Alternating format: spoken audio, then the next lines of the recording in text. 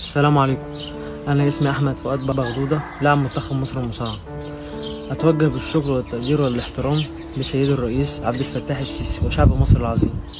أحب أشكر حضرتك يا ريس على الدعوة دي الأكاديمية. بجد أنا أول ما عرفت إن حضرتك بعتلي الدعوة دي كنت مبسوط جدا والله، وبحب أشكر حضرتك، وأنا مش هارب والله ولا حاجة.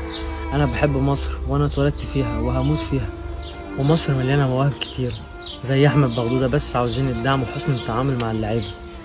وأحب أشكر الشعب المصري العظيم على دعمه لي. بجد أنتم أجمل حاجة في حياتي، وادعوا لي الفترة دي. وبجد يا سيادة الرئيس أنا بشكر حضرتك على الاهتمام بيه، وشكرا يا فندم. أبويا الحاج فؤاد، عامل إيه يا حاج؟ وحشني والله.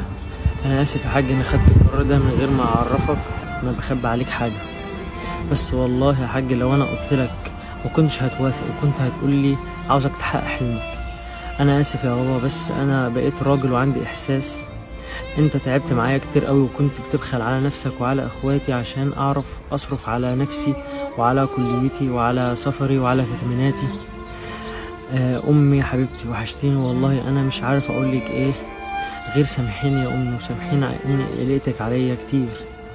بس والله يا امي مش بايدي، انت عارفه لو بايدي كنت عشت تحت رجلك انت وابويا واخواتي حبايبي. ربنا يخليكم ليا يا رب، واشوفكم احسن الناس. واهلي وحبايبي هتوحشوني كتير. وبشكر اهلي مدينة بيلا، وبشكركم على الدعم ودعواتكم ليا، وبشكر صحابي واخواتي اللي واقفين في ظهري. بجد انتم احسن حاجة في حياتي، وربنا يخليكم ليا يا رب. وبشكر الشعب المصري، ربنا يخليكم ليا. السلام عليكم.